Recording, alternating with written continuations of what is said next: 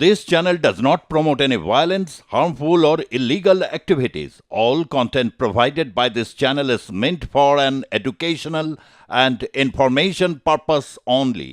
শুরুতে যে খবরের দিকে চোখ রাখবো, আজ কিন্তু কলকাতা হাইকোর্টে আরজিকর মামলার শুনানি ছিল এবং যেখানে রাজ্য এবং তার সঙ্গে সঙ্গে সিবিআই দু তরফেরই যে মামলা ছিল, যেখানে বলা হয়েছিল যে সঞ্জয় রায়ের ফাঁসির সাজা, সেই সাজার ঘোষণার শুনানি ছিল এবং শুনানি শেষে রায়দান স্থগিত।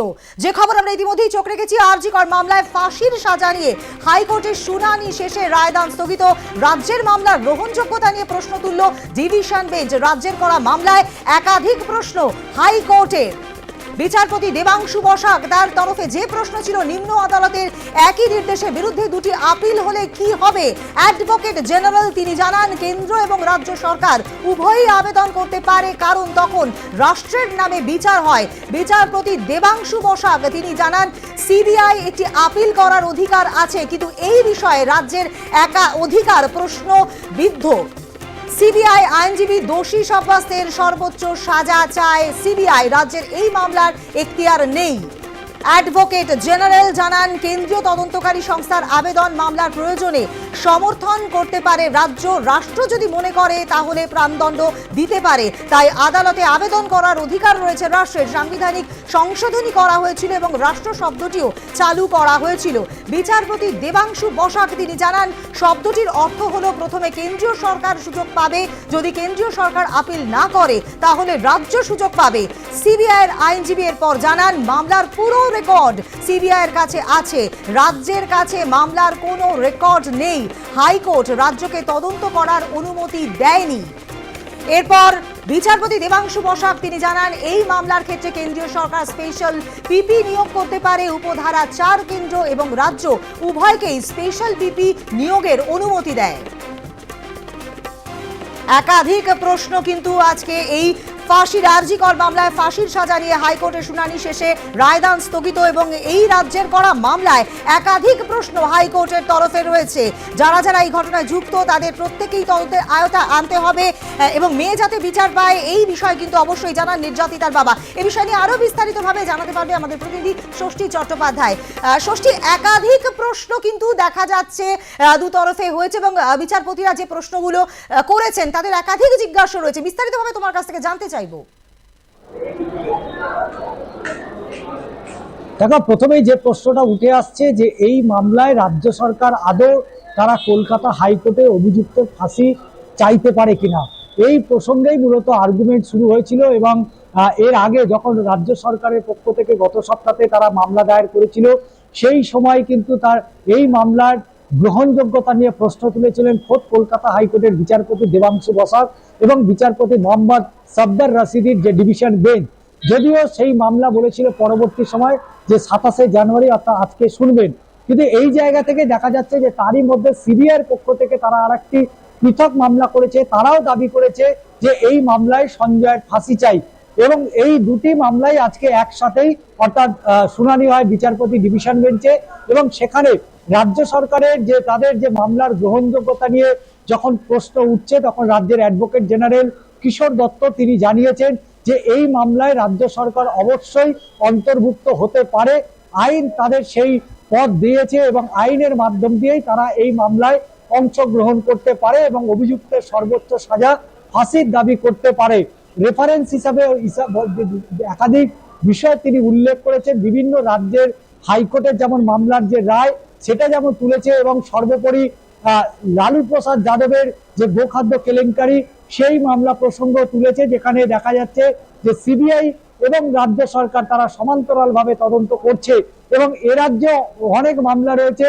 যদি পোস্ট পোল ভায়োলেন্সের কথা বলা হয়, অর্থাৎ যে ভোট পরবর্তী হিংসা, সেই মামলাতেও রাজ্য সরকার এবং সিবিআই সমান্তরাল তদন্ত করলেও সেখানে হাইকোর্টের একটা সম্মতি ছিল। কিন্তু এক্ষেত্রে গত 13ই আগস্ট কলকাতা হাইকোর্টের প্রধান বিচারপতি এই আরজিকর কাণ্ডে সিবিআই কে তদন্তের যেমন নির্দেশ দিয়েছিল, তার পাশাপাশি রাজ্যের যেহেতু তদন্তকারী অর্থাৎ সিট তারা তদন্ত করছিল, সমস্ত তথ্য এবং নথি সিবিআইয়ের হাতে তুলে দিয়েছিল। তাই স্বাভাবিকভাবে এই মামলায় কিন্তু রাজ্য সরকারের কোনো রকম দায় বা দায়িত্ব ছিল না আর থাকছিল না, কারণ 13ই আগস্টের পর থেকে পুরো মামলার বা তদন্তের পুরো দায়িত্বই সিবিআইয়ের হাতে, সিবিআইয়ের কাছেই বর্তায়। সেই জায়গা থেকে সিবিআই তারা পৃথক একটি এফআইআর দায়ের করে এবং সেই এফআইআর ধরেই সঞ্জয়ের বিরুদ্ধে প্রথম সিবিআই শিয়ালদা আদালতে চার্জশিট দেয় এবং সেই মামলার ট্রায়াল অর্থাৎ বিচার প্রক্রিয়া শুরু হয় এবং সর্বোপরি সিবিআই এবং সঞ্জয় রায় এবং নির্যাতিতার পরিবার এই তিন পক্ষের মধ্যেই কিন্তু প্রত্যেকের বক্তব্য আদালত শুনে এবং চূড়ান্ত রায় তারা ঘোষণা করেছে। এই কিন্তু রাজ্য সরকারের এখানে কোনো রকম ভূমিকা ছিল না। তাহলে রাজ্য সরকার কেন ফাঁসির সাজা চেয়ে কলকাতা হাইকোর্টে তারা মামলা দায়ের করলো? তাদের এই গ্রহণযোগ্যতা নিয়েই মূলত প্রশ্ন তুলেছে একদিকে সিবিআই এবং তার পাশাপাশি রাজ্য সরকার। যদিও এ বিষয়ে এখনো চূড়ান্ত কোনো ফয়সলা অর্থাৎ রায় হয়নি, আগামী কাল অর্থাৎ পরশু এই মামলা চূড়ান্ত রায় হতে পারে এবং সেদিনই দেখা যাবে যে এই মামলায় আদৌ রাজ্য সরকার অভিযুক্তের সর্বোচ্চ সাজা ফাঁসির দাবি করতে পারেন কিনা। দ্বিতীয় যে বিষয়টা উঠে আসছে, নির্যাতিতার পরিবারের পক্ষ থেকে আইনজীবী সুদীপ্ত মৈত্র তিনি দাবি করেছেন যে এই মামলায় সঞ্জয় রায় একা যুক্ত নয়। এক্ষেত্রে সঞ্জয়ের যদি ফাঁসি হয়ে যায় তাহলে পুরো তদন্তটাই কিন্তু শেষ হয়ে যাচ্ছে। তারা মনে করছে যে এই মামলায় আরো অনেকেই যুক্ত রয়েছে, তাই সঞ্জয় তারা ফাঁসি চাইছে না, তারা চাইছে সুবিচার পেতে এবং সুবিচার পাওয়ার জন্যই তারা হাইকোর্টে এসছে। তাই স্বাভাবিকভাবেই আজকে বিচারপতি দেবাংশু বসাকের ডিভিশন বেঞ্চে যে বিষয়টা নিয়ে মূলত গত 1.5 ঘন্টা ধরে মূলত আইনি বিশ্লেষণ চললো তা হচ্ছে সিবিআই করা মামলায় আদৌ রাজ্য সরকার অভিযুক্তের ফাঁসির দাবি করতে পারেন কিনা, তাদের সেই আইনি বৈধতা আছে কিনা, তাদের গ্রহণযোগ্যতা আছে কিনা, এই বিষয়টা নিয়েই কিন্তু সময় কেটেছে। এখন দেখার বিষয় আগামী কাল বা পরশু কলকাতা হাইকোর্ট কি রায় দেয় এবং সেই রায় আদৌ রাজ্য সরকার আগামী দিনে তারা তাদের বক্তব্য তুলে ধরতে পারে কিনা, তাদের সেই সুযোগ আসছে কিনা সেটা স্পষ্ট হয়ে যাবে। একেবারে তাই, ধন্যবাদ ষষ্ঠী। অবশ্যই সেই এদিকে আমাদের নজর থাকবে।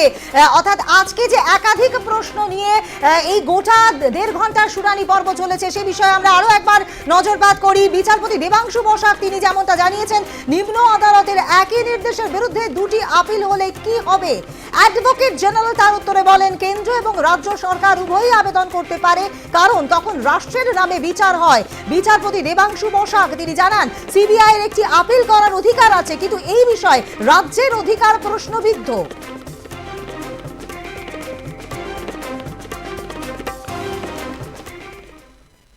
হাইকোর্টে আরজিকর মামলার শুনানি শেষ এবং রায়দান স্থগিত। বিচার ব্যবস্থার উপর আস্থা আছে, আসল অপরাধীরা সামনে আসুক, আসল অপরাধীরা শাস্তি পাক। আপাতত সঞ্জয়ের মৃত্যুদণ্ড চাই না বলে আরজিকর কাণ্ডে নির্যাতিতার বাবা। ফাঁসি চাইছি কি চাইছি না সেটা আমাদের যে উকিল আছে উনি বিশ্লেষণ করবেন। এখন এই মুহূর্তে আপনারা কি চাইছেন? আমরা তো বললাম যারা যারা এই ঘটনার সঙ্গে জড়িত তাদের সবাই তদন্তের আওতায় নিয়েছে এবং বিচার বিভাগে বিচারের মধ্যে এনে কঠোর থেকে কঠোর শাস্তি দেওয়া। রাজ্য সরকার যে ফাঁসির আবেদন করেছে তাহলে সেটাকে কি আপনারা সমর্থন করছেন না বিরোধিতা করছেন? আমরা সবকিছুতেই সমর্থন করছি, যেখানে আমার মেয়ের বিচার পাবো আমরা তার সঙ্গে আছি। রাজ্য সরকার তো সঙ্গে সঙ্গে ফাঁসির আবেদন করেছে, তাহলে তো সেটাকে মানে সুসিদ্ধান্ত বলছেন। এটা ঠিক বিচারক ঠিক করবে, এটা আমরা ঠিক করার নয় কেউ কোনটা সুবিচার হচ্ছে কোনটা বিচার ঠিক হচ্ছে না। সিবিআই তো কাজই করছে না, সে তার প্রমাণ শিয়ালদা আদালত রেখেছেন, তার রায়ের কপিতে উল্লেখ করেছেন। এর বিষয়ে আর কিছু বলতে পারবো। আপনার সিবিআই এর উপর ভরসা আছে? কার কাছে যাব? রাজ্য সরকার, রাজ্য পুলিশ আমাদের ডুবিয়েছে, এখন সিবিআই ডুবাচ্ছে, এবার আমরা কার কাছে যাব সেটা আমি হাইকোর্টের মহামান্য বিচারকের কাছে প্রশ্ন রেখেছি এবং তিনি যা ভালো বুঝবেন তাই করবেন। আমি একটা বার বলবো, ওনাকে বারবার বলেছি কালকে থেকে, উনি শিয়ালদা কোর্টের রায়ের কপিটা ভালো করে পড়ে আমার বিরুদ্ধে যা বলার বলবেন। এখতিয়ারের মধ্যে আছি না, এখতিয়ারের মধ্যে নেই। এবং এটাও বলবো, ওনার যদি কোনো সুবিবেচনা থাকে আমাকে দেওয়ার প্রয়োজন পড়ে উনি আসুন, আমাকে সুবিবেচনা দিন আমার মেয়ের বিচার পাওয়ার জন্য। উনি আমার মেয়ের মৃত্যুর জন্য খুবই দুঃখিত, সেজন্য আমি ওনার কাছে কৃতজ্ঞ। এবং উনি যদি কোনো আমার মেয়ের বিচার পাওয়ার জন্য কোনো যদি পরামর্শ দেন অবশ্যই আমি সেটা গ্রহণ করব। সেটা শিয়ালদা আদালতের রায়ের যে কপি আছে সেটা পড়লে আপনিও ভালো করে বুঝতে পারবেন কেন আমি মুখ্যমন্ত্রী পদত্যাগের দাবি করেছি।